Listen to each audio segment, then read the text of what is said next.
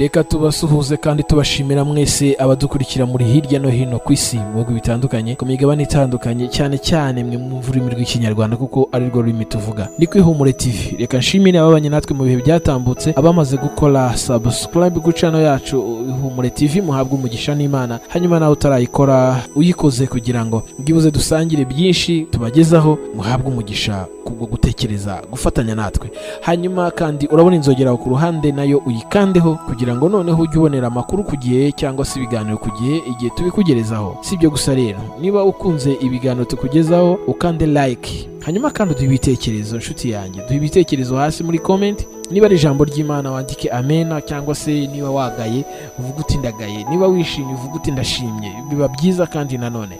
Hanyuma kandi niba hari ikibazo wifuza kubaza turagusubiza kugira ngo urusheho gusobanukirwa byinshi ku byo tukugezaho. Hanyuma inkunga ikomeye tugusaba no gusangiza benshi ubu butumwa tubagezaho cyangwa se ibiganiro tubagezaho.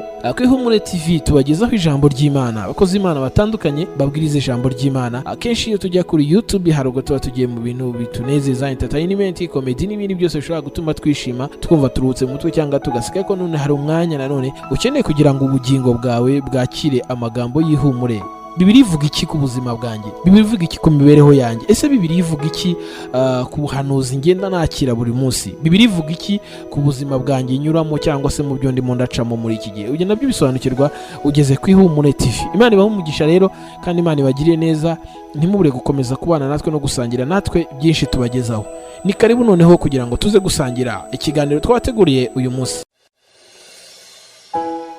Napfushije amakwe inshuro esheshatu kugeza ubwo numvise radiyo nza kureba uyu mugabo ati yansengeye rimwe umufiyanse waje wa karindwi yahereye kantwara, uyu munsi dufite umwana wa mbere. You brother my sister, niki gitatuma wizera ariko imbaraga z'Imana? Erega Yesu arakora, Yesu arakora my friend, Yesu arakora. Wacha mikezo wako tubonye abantu Imana ikura ku cyavu ikazamura hejuru mu rwego, tubonye abantu Imana ihindurira amazina. Reka muri aya manywa ngo utumire Imana ihindure amazina yawe. Kari umanye uyu mudamu uyu mukobwa wari umaze 3 months arwaye kuva. Abaganga bari bamubwiye ngo ibi biraturenze, iyi mivire yawe iraturenze. Can you imagine? You people follow me well.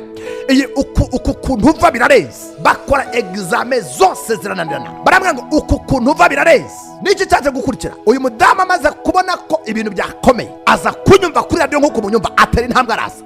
Ariko kubaza Imana yabo, niko Daniel avuga mu bice bitatu, aravuga ngo abazi Imana yabo bazakomera bakore iby'ubutwari. Umugabo witwa Elisha yari umugoronome ukomeye, yahingishaga ibimasa bya kijyambere. Iyo usomye mu gitabo cy'abami ba kabiri uhereye ku murongo waho wa mbere, hanyuma Elisha aza kwitegereza Eliya mugenzi we, aramwitegereza asanga Imana imuriho idasanzwe. Aravuga ati ni gute umuntu yashika kuri Yorodani agafata umwenda yambara, yara umwenda yitera igikoyi, cyangwa se igitenge, cyangwa se umwitero, yarangiza akakubita ku mazi akavuga ngo Mana ya Eliya where are you? Hanyuma yamara kuvuga iryo jambo, ako kanya amazi agacikamo kabiri. Ni experience abanyabwenge batari bageraho, uretse abashinwa kubaka amazi bakayakamya bakayimira, cyangwa se bakubaka umuhanda hejuru y'amazi. Ariko nta muntu ku isi wari wagaragara kashobora gutegeka amazi agakama cyangwa se amazi agacikamo inzira. Ariko mu bihe by'abahanuzi bakomeye bagendana n'Imana, bagiye bashika ku mazi, bashira ibirenge byabo mu mazi, Yorodani igacikamo kabiri, cyangwa se bakubita imyitero yabo amazi, ako kanya inyanja igakama, bakambukira ahumutse. Bavandimwe, hari imbaraga z'ikirenga, ibyo bita the spiritual, ibyo bita isi y'umwuka, the spiritual realm, the spiritual world. Isi y'umwuka ntabwo abantu benshi bayimenya, ariko harimo imbaraga nyinshi zihishwe kandi zikora imirimo itangaje. Umugabo w'umwagoronome witwa Elisha yari umuhinzi mworozi kandi wa kijyambere, akajya ahingisha ibimasa. Yari afite za buru yoroye, hanyuma akazikubita amasuka ya kijyambere, ubundi akazihata igiti zigahinga ahantu hose zikahamara. Then aza kubona undi mugabo mugenzi we uteye nkawe ashika kuri Yorodani igacikamo kabiri. Aravuga ati what is this? hamwe nuko mfite amashuri nize, nkaba mfite ubumenyi butandukanye mu bijyanye n'ubuhinzi bworozi, ariko uyu mugabo afite ibanga andusha. Bibiliya avuga ngo ahitamo gusupurima umwuga we yerekera mu mwuga w'uyu mugabo ukamya inyanja n'amazi. Ati umuntu asenga ate umuriro ukamanuka? I want to know this. Ndashaka kumenya ibi bintu. Nibwo yihuzaga nawe, nibwo yifatanyaga nawe, ndetse anamusaba ko azamuha azamuha imigabane ibiri yo ku mwuka we. Eliya nibwo yamubwiraga ati numbona ngukuweho nibwo uzafata kuri uwo mugabane. Mbega nimba soza ikivi cyanjye ukaba uri awake, ukaba uri maso, ukaba ukanuye, ukaba ukurikira, ukaba uri connected, I will give you this. Nzaguha ibyo usaba, ariko nutambona siko bizakubera. Dufite abantu benshi bashaka ko dukomeza kubabwiriza ariko batatubona. Dufite abantu benshi bashaka ko tubabera abapastori ariko bari aho bari natwe hari distance. Ntabwo bishoboka ko umwana yakonka ibere rya nyina ariko muri distance. Ntabwo bishoboka ko amashereka ya distance yashobora kukuhembura. Niyo mpamvu ubukene kuza umuntu akanakumenya, ubukene kuza umuntu akanakubona, ubukene kuza n'ikifuzo cya umuntu akagishiramo imbaraga kuko yanakubonye mwanaganiriye. Niyo mpamvu ngutumira muri aya manywa, niba ushaka aya mavuta ahindura ubuzima, aya mavuta azinga Yorodani, aya mavuta atuma ibitangaza biba, aya mavuta atuma haba miracle zindenga kamere. You need to come nearer, not far. You need to come nearer. Ngwino hafi wakira amavuta, ngwino hafi ube connected. If you are connected, akakanya uvuze ngo uzabona amashanyarazi yakiwawe wasake itaguconnectinze, hanyuma ngo no mu rugo rwawe bakore wayaringi. Ntabwo amashanyarazi wayabona, bagomba gukora wayaringi cyangwa installation, barangiza hanyuma akabwira ikigo gishinzwe gifite ubushobozi bwo gutanga ingufu kikaza kikaguhurizaho umuriro, hanyuma ukabona gucana iwawe. Ntushobora gucana at distance, hagomba kuba connection. Elisha abwira Eliya aramubwira ati ndagusaba 2 portion of your spirit, ndagusaba imigabane ibiri y'umwuka wawe. Eliya aramubwira ati numbona ngukuweho. Uyu mugabo akimara kubwira iryo jambo byasabye ko aba in touch, byasabye ko aba in touch with that man who is anointed. Byasabye ko aba umuntu uri hafi y'uyu mugaragu w'Imana usizwe amavuta. Igihe cyose uba kure y'umuntu usizwe amavuta hari amabanga amwe utamenya. Igihe cyose uba kure y'umuntu usizwe amavuta amavuta muriho akora gake ku buzima bwawe cyangwa agakora rimwe na bimwe. But if you are reconnected every time, iyo wihuje kenshi ibintu biroroha kandi birashoboka. Hari abagabo bamwe abigishwa 12, hari umwe wakundaga kuba mu gituza cya Yohana, cya Yesu. Hanyuma abantu bakajya bavuga ko abisho bakavuga ko ni gute uyu mugabo ahora mu gituza. Rimwe barabaza ngo uyu mugabo ugora mu gituza azaba iki, which means expecting agako uyu mugabo uhora mu gituza cya Yesu azaba igihangange. Wenda ari uzaba umurideri ukomeye mu ijuru, wenda ari uzaba ufite imbaraga hariya hejuru, ari uzaba chief escort. None barabaza bati mwame ariko ubundi Yohana azaba iki? Yesu agiye kubasubiza ababwira ngo nabishatse ntiyapfa, bishatse yabaho burundu. This man, if I want this man, he can stay and stay and stay. Now icyaje kuba babona ko Yesu na Yohana bafite ukuntu bomatanye. Niyo mpamvu rimwe na rimwe bavuga ngo nuko umuntu azasiga se na nyina ajye kubana n'umufasha we, hanyuma babane akaramata. Niba ushaka kwakira amavuta, niba ushaka kwakira umwitero, niba ushaka kwakira onction yahindura amateka yawe, you need to be connected with somebody who is anointed. Ukeneye kwihuza n'umuntu ushize amavuta kandi ukamuba hafi kugira ngo ushobore. Nta muntu ushobora guhakura inzuki muri distance. Uranemera ugashora mu kuboko zanarimba zikanakurya ariko ubuki ukabutahana. Utinye urubori rw'inzuki ntabwo wazigera urya kubuki. Kandi iyo uriye kubuki utazi urubori rwabyo, ushatse warya n'ubuki urimo n'imineke kuko bajya babavangira. My brother, my sister, I want to pray for you today.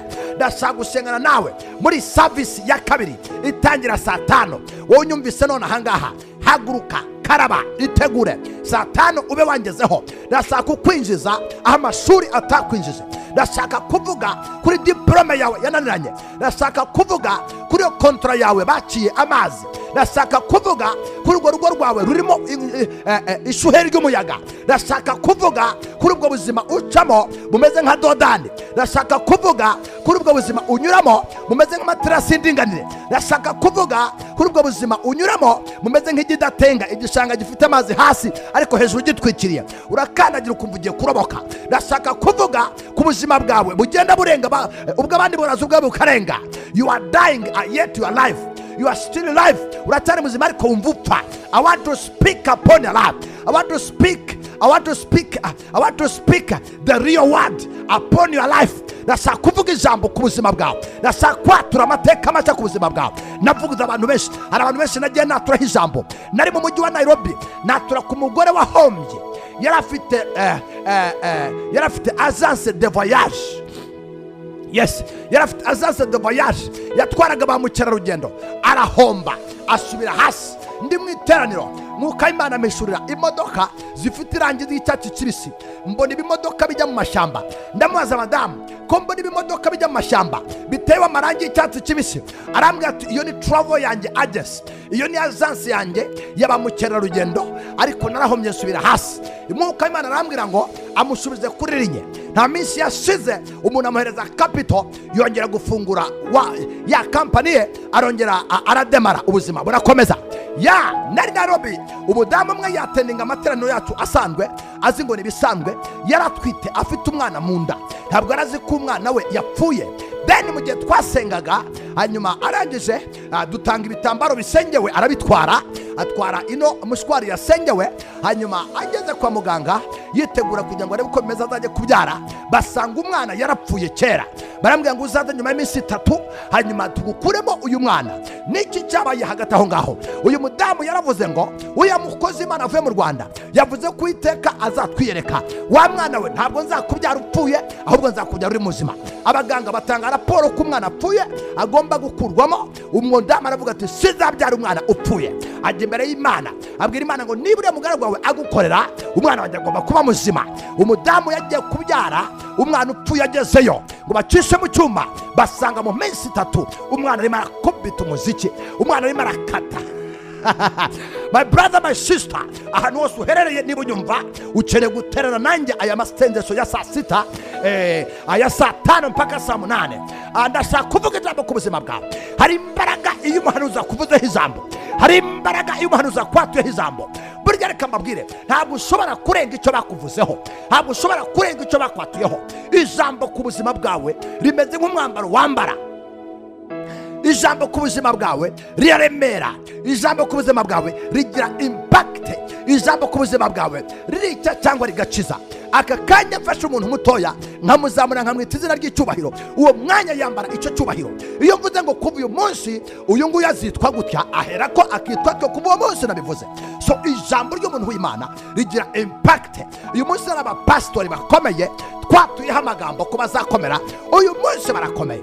Gukomera kwabo kwatangiye burya tubaturaho rya jambo. Muvandimwe neza amatwi unyumva, Elisha abwira Eliya ati ndagusabye ntusige nk'uko twahuye. Ndashaka gucarenginga umuntu umaze iminsi usenga ariko ubuzima bwe budahinduka. That kind of prayer is not a prayer. You need prayer. Ukera amasengesho yakubika ubuzima bwawe bwa kera, akubura ubuzima bwawe bushya. Ayo niyo masengesho afatika, ayo niyo masengesho afatika. Muri Zaburi 72 were ku murongo waho wa 2 ugakomeza, Uwiteka agenda avuga amagambo meza. Were kuri 12 aravuga ngo Imana ngo yita kugusenga k'umunyamabaro, ngo Imana ngo isubiza gutaka, ngo igahera kigahindura umunyamabaro, ngo ikamuhindura umunyamunezero, ngo kandi kizutagira gikiza. This kind of God can help you, my brother, wherever you are.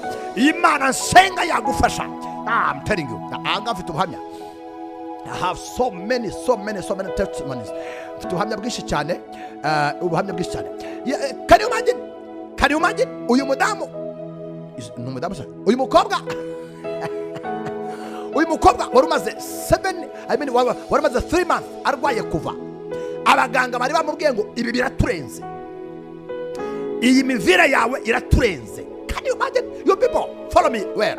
Iyi uku kuntu uva birarenze. Bakora examen zose zirananirana. Baramubwira ngo uku kuntu uva birarenze. Niki cyaje gukurikira? Uyu mudamu amaze kubona ko ibintu byakomeye, aza kunyumva kuri radio nk'uko munyumva, atari intambwe arasa. Yatwaye igitambaro gisengewe acyambariraho. We nakubwiye ngo niba ushaka kumenya kora imibare yoroshe, I mean pampex umunsi 10 per day. Pampex 10 ku munsi. Nurangiza hanyuma uzi converting n'amafaranga. Wumva igihombo yari afite gikomeye cyane. Ariko igitangaje, Imana yamukirishije akantu kangana urwara katanagura ikisi. Imana ifite imbaraga bavandimwe. Ndagira ngo mwongere musubize umutima wanyu ku Mana. Dore abantu bajya kuyoba batangira kwiringira amafaranga, bakiringira ubwenge bwabo, bakiringira amashuri yabo, bakiringira za position barimo. Uwo mwanya wicayemo n'abandi bari bawicayemo, aho hantu ukorera n'abandi barahakoreraga. Icyo saka kukubwira, Bibiliya iravuga, Dawidi niwe wavuze ngo abiringiye Uwiteka ngo bameze nk'umusozi Siyoni utabasha kunyeganyega. Uyu mugabo yavuze amagambo, uyu mugabo yari umwami, ntabwo ari umusivile, yakomokaga ahantu mu muryango ukomeye, kandi uyu mugabo yari afite amateka. And this man, he was a rich man. Ariko yavuze ngo abiringira Uwiteka ngo bameze nk'umusozi Siyoni. Genda tangazwa nawe wiringira agacupa, ndatangazwa nawe wiringira sareri ya miliyoni gatuma ugenda wumva ubyibushye ubyimbye. Sigaho abiringira Uwiteka bameze nk'umusozi Siyoni. Niba hari ubushobozi ufite, niba hari position ufite, niba hari umwanya wicaramo, niba hari ijambo ufite, thank you and thank you. Ni nkuko nanjye waka kanya ndifite, nanjye ndimo ndavugana n'abanyumva. Ariko reka mvugane nawe, ntabwo bihagize ku buryo byatuma Imana utayizana mu buzima bwawe ikaba the first God in your life. Nigute wiringira icyaha ko kizaguha umunezero? Nigute wiringira icyaha ko kizakunezeza? Nigute wiringira icyaha ko kizakunezeza kuruta kwiringira Imana itanga amahoro aturuka indani? The peace from inside. Amahoro aturuka indani. Abanyamafaranga bose twabonye basoza bayishaka. Abadafite amafaranga bose twabonye basoza bayishaka. Abarebare bose tubona basoza bayishaka. Abagufi bose tukabona basoza bayishaka. Nongeye kuguhamagara muri aya manywa, niba ndabwo bwa mbere unyumvise, tega unsange kimera ngo ruhande rw'umurenge. Nushaka Imana uyigerageze, uvuga ngo jyewe sinshaka kumenya Imana, ariko ndashaka kureba gukora kwayo. Iyi Mana niyo wayigerageje. Umugabo witwa Thomas barabwiye bati Yesu yazutse, aravuga ati abo wapfuye ntabwo agaruka. Yesu aho yarageze arakata aragaruka, aza aramwiyereka, aravuga ati Toma, undi ati karame, ati kuki utizeye abakubwiye ko nazutse? Thomas ati ngiye ntabwo mpfa kwizera. Ati reka nkubwire, ati reba hano, arahareba, ati banyita Yesu, undi ati nyereka ibihamya, amwereka inkovu mu biganza, amwereka inkovu ku mitwe, amwereka inkovu ku birenge, amwereka inkovu mu rubavu. Aravuga ati aha nawe ndemeye. Aravuga ati sasa reka nkubwire, undi ati uburyo bwiza, undi ati dukwizera utabonye. Yesu aravuga ati hahirwa bizera batabonye. Ati ariko nawe niba ushaka kubona, deza nakwiyeretse n'inkovu nazikweretse. Ninde mugabo ufite inkovu zo ku mutwe, zo ku maboko, zo ku birenge, zo mu rubavu, kandi z'amahwa n'amacumu? Ntawe. Ubwo rero ni jyewe Yesu, ni jyewe wasutse. Aha, aravuga ati sasa rero ndemeye. Ushatse wagenda, ndemeye. Ushatse wagenda. Yesu aravuga ati sasa ndakambwe, ntukajye wemezwa n'ibihamya, ntukajye wemezwa n'inkovu. Hahirwa bizera batabonye. Hahirwa bizera. Mu Baheburayo 11 haravuga ngo kwiringira, ngo nukumenya, ngo kwizera, ngo nukumenya rwose, ngo nukumenya neza rwose, ngo ibyiringirwa udashidikanya ko bitazaba. That is faith. Faith, imani, ni kumtarajia Mungu kwamba yale matarajio ulionayo yatatimia. Imani. Muvani muneza matwi, uyu munsi ndasengera kiriya gitambaro abantu bajya batwara mu ngo zabo. Kiriya gitambaro abantu batwara mu ngo zabo, ubuse kamubaza ikibazo. Wari wabona ingurube imugaye iza kwa muganga bakayivura ubumuga? Kuwa kabiri twakira umumama wari ufite ingurube yavukanye ubumuga, arangiza yitwara igitambaro cya senyo akubiseho amagufa ngo twi ingurube ijya ku murongo. What are you talking about? Twari dufite umumama wundi nawe uduha ubuhamya, watubwiraga ko yarozwe n'umuntu akamuzengereza, aranga afata kaya gatambaro arakamanukana. Amaze kukamanukana uko yagakoreshe ni ubisi, atari ko umuntu wandogaga Imana yamunyujijeho arimuka. Dufite ubuhamya n'ubuhamya. Hari wafite umudamu waduhaye ubuhamya avuga ati napfushije amakwe inshuro 6 kugeza ubwo numvise radiyo za kureba uyu mugabo. Ati yansengeye rimwe umufiance waje wa 7 yahereka ntwara. Uyu munsi dufite umwana wa mbere. Your brother, my sister, niki gitatuma wizera ariko imbaraga z'Imana. Erega Yesu arakora my friend. Yesu arakora wacha michezo. Tubonye abantu Imana ikura ku cyavu ikazamura hejuru mu rwego. Tubonye abantu Imana ihindura amazina. Reka muri aya manywa ngo tumire Imana ihindure amazina yawe. Elisa abwira Eliya tumva turi abagabo kandi abagabo twese dushinzwe kugira ibintu dukora. Mbabarira nujya gusubira mu ijuru kuko namaze gushurwa kuzansiga uwo mwenda wawe ukora miracle unsigire. Undi ati nzagusigira umwuka urasabije. Undi ati nsabije ushaka ati ndagusaba imyuka yawe 2 agiye kumusigira umwuka nta hantu yawupfunyitse ahubwo yamusigiye umwenda. How comes the clothes is carried a spirit? This clothes uyu mwenda basanze uhetse umwuka. Niyo mpamvu dusengera ibitambaro bigakiza abantu. Niba umwenda wa Elisa wakubise Yorodani gacikamo 2, icyo gitambara nasengeye uyu munsi cyangwa ndi busengere kiraza kwimura ibyago n'amakuba. Hari umugabo ukunze kunzanira igitoki kuva Gahini. Urutoki rwe rwari rwarwaye indwara yitwa kirabiranya. Insengera runo rupapuro aragenda rutaba mu rutoki. Bwakiye mu gitondo iminsi nk'itatu urutoki rwahinduye isura. Ubasigaye buri kwezi ateme igitoki akazana. Nsigaye n'ibitoki kubera ibitambara nsengera. Undi nawe yarafite umurima w'inyanya. Urabizeje ubu imvura yaragwaga cyane inyanya zitangira kubora. Araza afata agatambara aragenda aseseka mu murima w'inyanya. Inyanya zisigara zitabora, iz'abandi zikomeza kubora. Baramaze bati nirihe banga bakoze. Ati hari umuntu w'Imana ujye usengera. Bati genda bana n'imitwe yanyu. Sengera. Ngo gwekira reka abisi barahomba kuko bataza amabanga. Dufite undi utuye ahantu hitwa mu Kayange, ahantu mutara mu Kayange. Yahinze umurima w'amasaka wa Tugabane. Arangize ibintu bitangira kwangirika, imvura itinda kugwa, umurima uruma. Araza arazifata aragenda zitabamo. Amaze kuzitaba ibintu birahinduka. Agiye kubona abona umurima utangiye gushisha. None wo bagombaga kugabana wamutije umurima. Arabaza ati wabigenjeje ute ko mbona amasaka yacu yahindutse? Undi ati hari bangana ku Kigali.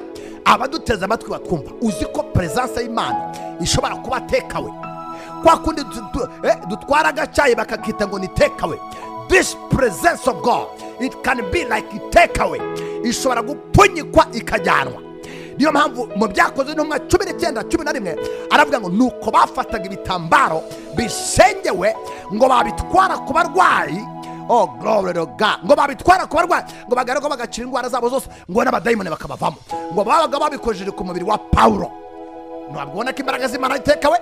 This power ishobora kuba packaged, ushobora kuyipakinga, ushobora kuyipfunyika, ushobora kuyohereza umuntu. Oh glory to God. Oh glory to God. Oh glory to God.